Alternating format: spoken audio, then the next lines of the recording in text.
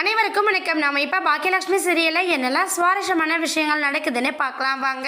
பாக்கியா வீட்டில் நடக்கிற விஷயத்தெல்லாம் நினைச்சு ரொம்ப குழம்பி போயிருக்காங்க. என்ன கோபி இதே வீட்டில் பர்மனண்டா தங்கறதுக்கான எல்லா ஏற்பாடையும் அவங்க அம்மா பண்ணிக்கிட்டு இருக்காங்க அப்படிங்கறத நம்ம செல்வி, பாக்கியா, ஜெனின்னு 3 பேருமே கலந்து பேசிக்கிறாங்க. பேசிக்கிறது மட்டும் இல்லாம அவங்க சொல்றது எல்லாமே உண்மைதானே. ஏன்னா பாக்கியாவோட கோபி இருக்கட்டும், ராதிகா டைவர்ஸ் பண்ணிட்டோம் அப்படிங்கிற ஒரு மைண்ட் செட்டோட எல்லா வேலையும் பார்த்துக்கிட்டு இருக்காங்க நம்ம ஈஸ்வரி.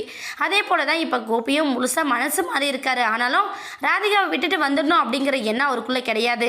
ஏன்னா ஈஸ்வரியோ போடுற டிராமாவில் என்ன பண்ணுறதுன்னு தெரியாம தான் அம்மாவுக்கு ஏதாச்சும் ஆயிடுமோன்னு சொல்லிட்டு பயந்து போய் கோபி இருக்காரு.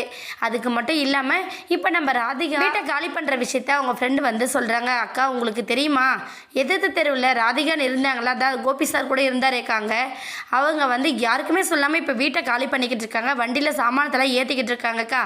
ஏதாச்சும் பிரச்சனையோ, கோபி சார் இங்கே வந்துட்டாருன்னு அவங்க கிளம்புறாங்களோ அப்படிங்கிற மாதிரி அவங்க கேட்குறாங்க. உடனே பாக்கியா ரொம்ப ஷாக் ஆயிடுறாங்க. என்ன சொல்கிறீங்க, ராதிகா தான் சாமானத்தெல்லாம் பேக் பண்ணுறாங்களா அப்படிங்கிற மாதிரி கேட்குறாங்க. உடனே பாக்கியா வந்து சரி ஜெனி நீ வீட்டை பார்த்துக்கோ, செல்வி நீ ரெஸ்டாரண்ட்டை பார்த்துக்கோ, நான் ஒரே 10 நிமிஷத்தில் வந்துடுறேன் அப்படின்னு சொல்லிட்டு அங்கேருந்து கிளம்பி போகிறாங்க.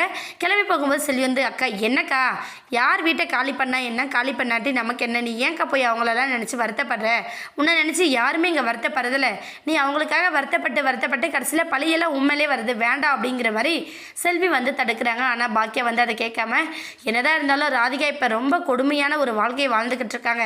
அதுக்கு எல்லாத்துக்கும் காரணம் இந்த கோபி தானே. சரி நான் போய் ராதிகா கிட்ட பேசிட்டு வரேன் அப்படின்னு சொல்லிட்டு நேராக ராதிகா வீட்டுக்கு போகிறாங்க. வீட்டுக்கு போனதும் பார்த்தா சாமான் எல்லாம் பேக் பண்ணிக்கிட்டு இருக்காங்க. கமலா ஒரு பக்கம் ஏய் என்ன நீங்கள் நினச்ச மாதிரி என் மாப்பிள்ளையை உங்கள் வீட்டோட வச்சுக்கிட்டீங்கல்ல, என் பொண்ணோட பாவம்லாம் உங்களை சும்மா விடாது. ஒரு பக்கம் என் பொண்ணை ஏமாற்றி கல்யாணம் பண்ணிக்கிட்டு மட்டும் இல்லாமல் இப்போ உன் பிரச்சனை உங்கள் குடும்பமாக சேர்ந்து வளைச்சி போட்டுட்டு இருக்கீங்களா, இந்த வாழ்க்கைலாம் நீடிக்காது பாக்கியலட்சுமி, ஒழுங்காக போயிடுங்க வராது அப்படிங்கிற மாதிரி பாக்கியிட்ட ஆர்கியூ பண்ணுறாங்க. பாக்கியா வந்து நான் ஒன்றும் உங்ககிட்ட பேச வரல, ராதிகா கிட்ட பேசுறதுக்கு வந்து நான் ராதிகா கிட்ட பேசிட்டு தான் போவோம் அப்படின்னு சொல்லிட்டு நேராக வீட்டுக்குள்ளே போயிடுறாங்க. வீட்டுக்கு போனதுக்கப்புறம் கண்டிப்பாக நம்ம ராதிகாவுக்கும் பாக்கியாவுக்குள்ள ஒரு சின்ன ப்ராப்ளம் கிரியேட் ஆக போகுது. என்னன்னு வெயிட் பண்ணி பார்க்கலாம்.